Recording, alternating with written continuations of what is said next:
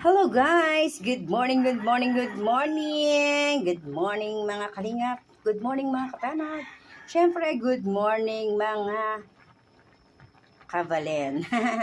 Sino nakakaalam ng ganitong luto? Alam ko naman lahat! Nakakapagluto ng ganito. So ito ay, tawagin natin siya ng pinangat na tilapia.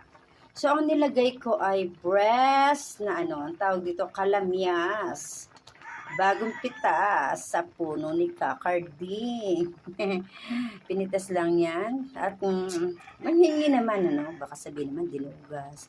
So, ito meron tayo dito ingredients ng kamatis, sibuyas, at kamyas. O, diba? Medyo tutuyuin lang natin ang sabaw. Dahil doon, namumuhot pala, bisko. Ang bagabi mga kapampangan. Siya, guys, thank you sa panonood.